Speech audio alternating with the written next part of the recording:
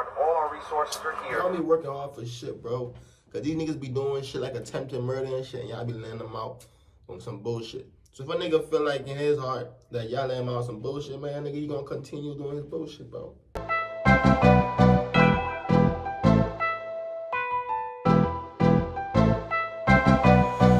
What's up, Cash Gang? It's your boy Cash Denza, man. Back with another video for y'all boys, man. For the right there, hood fishing, man. Boy, they done caught boys snitching, man. I ain't gonna lie, y'all, bro. Bro, a civilian though. You about to see right now, though, y'all. You've likely seen Hoodfishing Entertainment, as he recently went viral after catching a whole ass shark and doing the most Florida thing possible, putting a gold chain around. So I fuck with bro. For me, bro, be doing this little fishing shit. He putting the chains around their neck and shit. 28-year-old Rasheen Bailey, who goes by the nickname Ra or Ra, quickly amassed a following on both YouTube and Instagram, receiving nationwide support as he caught all types of sea life, won awards.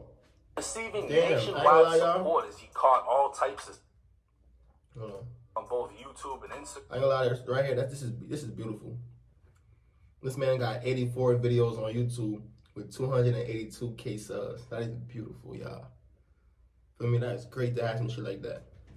Receiving nationwide support as he caught all types of sea life, won awards, and really won over a whole community in which dreads and gold teeth aren't considered the norm, but he shined anyway.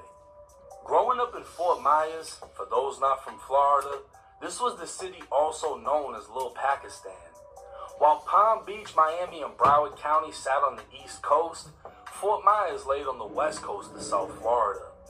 The Michigan projects would be home to Florida legend Plies, and Plies would carry the city on his back while putting it on the map. Looking at old footage of Fort Myers, it's not hard to see why Ra chose the name Hoodfishing. At 16 years old, Ra would move from Fort Myers to play football for Cape Coral High with the dreams of pursuing a football career. But the following year, his life almost ended. On July 1st, 2013, Fort Myers police were dispatched to a call for shots fired in the area of Lemon Street and Palm Ave. They drive through multiple streets before being flagged down by a then 17-year-old Ra, who said he'd been shot in the back somewhere by the Blue Store. Officers attempted to get information from Ra and his mother, who was also on the scene, but both were uncooperative. That's when Ra stated he was outside a house with a friend, and two males that he knows as Jay Riggins and Fat Sam started shooting at them. Ra took his shirt off, saying he was shot in the back while running, showing he'd been grazed by a bullet. Ra said his friend was possibly hurt but couldn't provide the address to where the shooting occurred, only saying he was outside of a white and peach-colored house a block from the store. EMS arrived on scene to treat Ra's wound as his mother explained she came to pick him up and take him to the hospital when they flagged down the officer. Locating the shooting scene, officers would find 9 shell casings from a .45 and a 10mm pistol. Ra would be escorted back to the house, confirming that's what he was shot at. Officers made contact with Jatavis Carey at the home, who said he was outside with Ra when the shooting happened. They observed Jay Riggins and Fat Sam shoot at them, and Carey stated he and Ra ran before making his way back inside the home. Ra requested to make a report and press charges. Ra and his friend later arrived at the Fort Myers police. I ain't gonna lie. I don't know what to say right there though. But it's like, bro, a civilian. Like I said, bro, a civilian. So it's like, he got shot, but pressing charges, bro. Department to provide sworn statements where they identified 17-year-old Javarcia Riggins and 16-year-old Jared German out of a photo lineup. Both teams would be charged with aggravated assault with a deadly weapon and aggravated assault with a deadly weapon without the intent to kill. Both teams would be taken to a juvenile detention facility where they'd eventually be adjudicated as adults and face upgraded charges of attempted murder. With Ra listed as a witness, it was in January of 2014 when he'd be called in to testify. Now 18 years old, Ra would state he's a junior at Cape Coral High. He'd get into his life story starting football at 5 years old and living inside Campbell Acres from 6 to 17. Campbell Acres is a one-way in, one-way out neighborhood based around 4 streets. Right.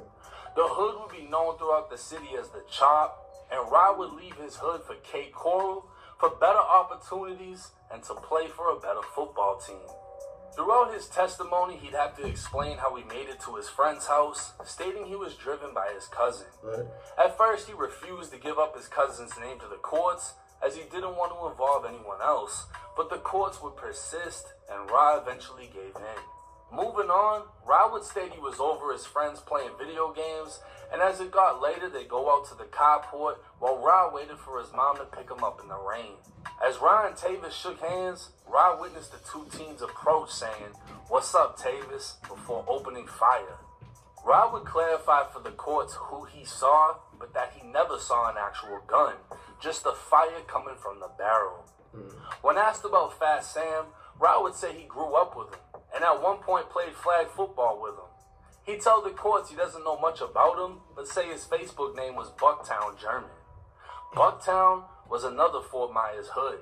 Ra would describe a team party he was warned not to go to where he saw Fat Sam. No words were exchanged, only looks, and Ra would describe them in court as "I'm gonna kill you when I see you, I'm gonna beat you up" looks. Word. Ra would explain he's from the Chop, while Fat Sam and Jay Riggins were from Bucktown, a rival hood.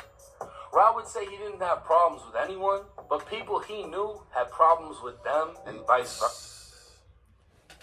So I'm just saying, bro, like this shit is just sad just by you chilling with a group of niggas that you grew up with. Like you gotta be in a crossfire, bro. These niggas probably, and we don't know. Ron probably do got shit going on with the gang too that niggas know about that. We don't know about that. He probably just got on the hush. So y'all can't just say that, bro. Civilian and shit for me. He ain't a fuck. I seen a couple clips of shit. Niggas was talking about something. Oh, they don't know why that shit happened to him, bro. A civilian. Bro probably had other shit going on that he probably did to niggas and shit. But if y'all niggas trying to take bro life, bro, knowing that he doing his thing, he doing his little fishing shit, y'all see he got his little following, y'all he making his money and shit, and y'all just hating, bro. That shit just sad, bro. Bro, you can get your own shit. It's not hard, bro. It's not hard. All it takes is grinding. It's not hard, bro. You niggas make this shit hard. Just grind, bro. Find something that you want to do and just execute that motherfucker with that motherfucker then. But that's all you gotta do. Y'all wanna go rob people, take their shit from them, thinking that, oh, that's doing something. Nah, bro. You just a bum nigga, bro. You just a bum that's robbing people for what they work hard for. You could never sit down and tell yourself, oh, I work hard for this. Oh, I put that work in for this, and I got this. Nah. Or you could just sit down and say, yo, I robbed this nigga for this. I robbed this nigga. And at the end of the day, bro, you looking like a bum, bro. No cap. So he was caught in the mix. Come to find out, Rye actually grew up with Jay Riggins and would go over his house a lot, which is how he came to know Fat Sam. Wow, but eventually they'd make other friends, and those friends would become enemies with others. Right. Rye told the courts before this incident his house was shot up, and Jay Riggins told his mom he had nothing to do with it, but he showed the boys where he lived, and they shot it up. Wow. Ra's mom would confront Jay and Fat Sam, saying she wouldn't put the police on them, but what was the problem? And Fat Sam would say it was over a girl. Fast forward to the night Ra was shot. He just so happened to be texting a girl related to Fat Sam when Fat Sam and Jay showed up. Ra would state he really grew up in Michigan, where kids fought instead of shot, and they just moved on. Yep. The courts would ask if the I don't know when when that shit even became happening, like shit happening like that, y'all, bro. Like back in the days, people used to be niggas used to fight, bro. You get in a situation, motherfuckers probably hit you up on Facebook, yo, link up. You finna shoot the ones, or your group of niggas might pull up and shit. Y'all fighting their group of niggas. Yeah, y'all go home. Die. Nah, niggas wanna shoot you, stab you up, all type of weird shit, bro. What's so wrong with fighting, bro? Y'all fight, everybody get to live another day. Everybody get to see another day. Everybody got to go home. Yeah, you might go home with a little couple bruises there and there, but that's cool. You got to see tomorrow. Nah, not right now, bro. These niggas don't want you to see tomorrow, bro. And a lot of this shit, it don't even be gang shit, bro. It be like these niggas just hating because they see that you doing something with your life, and they don't like that. They feel like, oh, you ain't bring them with you. You ain't put them on. My nigga, if a nigga feel like in his heart that he don't want to put you on because he feel like in his heart that you might switch up on him or you're not that loyal for him to put you on, bro, ain't nothing wrong with that, bro. Ain't nothing wrong with that, bro. Because as a man, you should be worried about yourself. Yourself. You should be worried about no next man grind. You should be worried about your grind, bro. All I'm saying, though, y'all. Yeah, and Ryan said he's cool with it. When asked if he's afraid, he'd say no. And that he actually ran into Jay and Fat Sam while they were out on Bond at a movie theater, and nothing happened. Right. When asked if he's had a nightmare, he'd say no. He's never feared for his life, and if anything, he felt like it was a push to get out of Fort Myers. Right. He'd tell the courts he'd rather have them see him on TV, wishing they could be him, but they chose the wrong thing. Little did Ra know, that's exactly what would happen. Jay Riggins would eventually plead guilty to 2 counts of attempted murder and receive a youth offender prison sentence of 4 years, followed by 2 years of probation. Damn. Jay would enter Florida That boy State that boy lucky, boy. Attempted murder. You got 4 years and 2 years off probation. in January of 2016 and be released in March of 2018, as he also received credit for his time in jail. His probation would be terminated only 7 months later, but not for good behavior. This evening at approximately 9:30 p.m., the Lee County Sheriff's Office responded to shots fired in the Bell Tower shops. Upon arrival, our deputies observed 2 individuals that succumbed to their injuries, and 2 other individuals were transported to a local area hospital. Their injuries are unknown at this time. They're being treated. It appears to not be a random act of violence. I can tell you the Lee County Sheriff's Office Major Crime Unit is working very, very hard. All our resources are here. Y'all be working hard for shit, bro. Because these niggas be doing shit like attempted murder and shit, and y'all be letting them out on some bullshit. So if a nigga feel like in his heart that y'all let him out on some bullshit, man, nigga, you gonna continue doing his bullshit, bro. Y'all ain't really teach him no lesson. He ain't really learn nothing from there. He probably went in that jail, had homies already that was in that jail, so kicked it. He probably was just chilling that shit, did his little 2 years, came on. So please respect that scene and give us time to get all the details together. It's very open, very active. As we get details, I will get them to you as soon as possible. But again, we're going to be working through the night. Please give us that time. And again, it does not appear to be a random act of violence. On October 9th, 2018, Jay Riggins was eating at a TGI Fridays, celebrating his mom's birthday. Jay, his mom, and his dad walked outside for a cigarette when gunfire erupted. As the smoke cleared, 22-year-old Jay sick. and his 56-year-old father lay dead. Bro, y'all niggas is fucking sick animals, bro. Bro with his mom and his dad. Y'all telling me y'all couldn't let that man rock out? Y'all couldn't give him a pass for today? He with his mom, Dukes, and his dad, bro. They got nothing to do with that shit. The man was 50-something years old, bro. Y'all took his life. And bro, that shit is just fucked up, bro. Another woman was found shot, and another suffered injuries from glass shattering, but both would survive. Fat Sam would make a mistake many young men do as they enter the system. He'd take his case to trial and be found guilty on both counts of attempted murder, leaving him with a 20-year prison sentence. An appeal would be filed stating it was a dark, rainy night on the night of the shooting. No physical evidence or forensic evidence could identify the shooters. No other witnesses were ever found in the case, and the only evidence admitted at trial was the testimony of Rasheen Bailey, aka Ra. Wow. During Fat Sam's 3rd year in prison, Ra would attempt to retract his trial testimony, but what was done was already done, and the appeal would be denied. Right. Hoodfishing Entertainment would start in 2020, and Ra would share his adventures to social media as over the next 4 years his brand grew, but with success comes jealousy and envy. That's what I was saying. I would receive DMs months ago asking for me to expose Ra as a snitch, but in my mind, it was pointless. He wasn't a rapper portraying a gangster. He was just a man fishing, finding his own lane. Right. So what changed between then and now? Rasheem Bailey is known by many as Hoodfishing on Instagram and TikTok. He's recovering after being shot multiple times in Fort Myers. Tonight, Bailey's comment section is flooded with support and people questioning why someone would shoot him. One person even wrote, "Why would bro even have enemies?" On May 2nd, 2024, around 4 I mean, like I'm saying again, just because a nigga is portraying something online doesn't mean he don't have shit going on behind the scenes, bro. Nigga, social media is different from reality. That's what people fail to realize. Social media is social media for what you post shit for people to see that because you want them to see it. All these other niggas that be doing all these snitching on themselves and all that dumb shit that they be doing, bro, they do that shit for social media so their careers could go somewhere. Because they seen that that's the route everybody's taking to get big for me. But that's also the route that people taking to get locked up. But they dumb enough to keep thinking that, oh, I'm gangster, I don't give a fuck, that shit ain't gonna happen to me. I move more tact than these niggas, so they get locked up, that ain't gonna happen to me. And then they do the same, talking in the songs, then they ass locked up. So. Shots rang out on MLK Boulevard and Michigan Ave.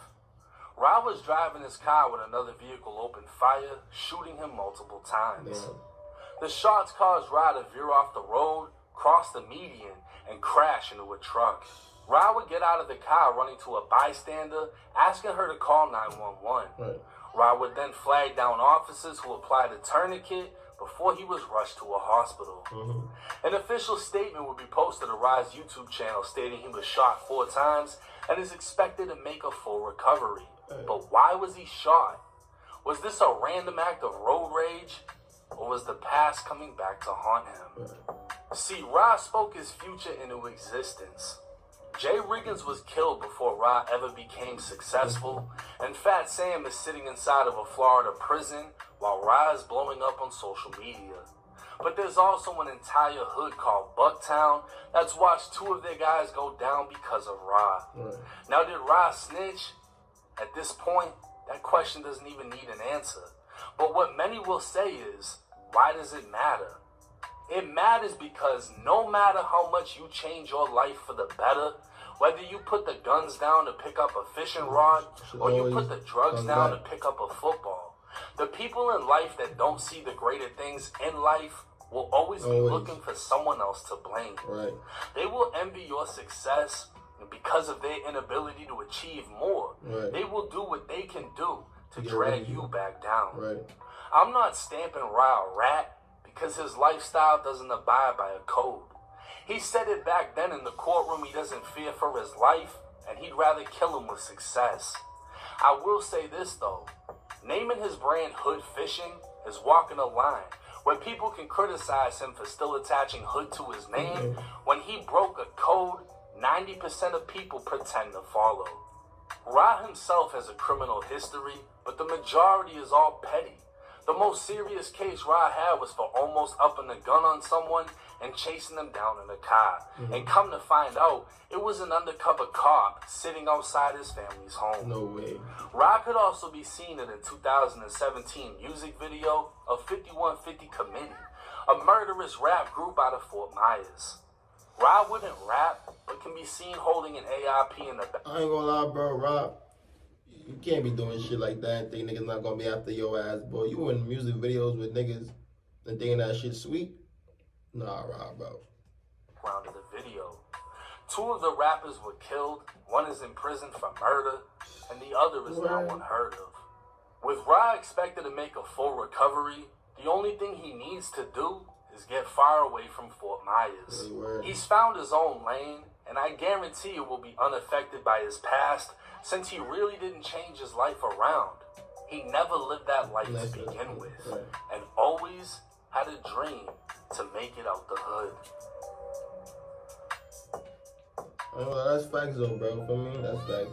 Bro was not really portraying the gangster shit though. He was just around people that was on that gangster shit for real, for me.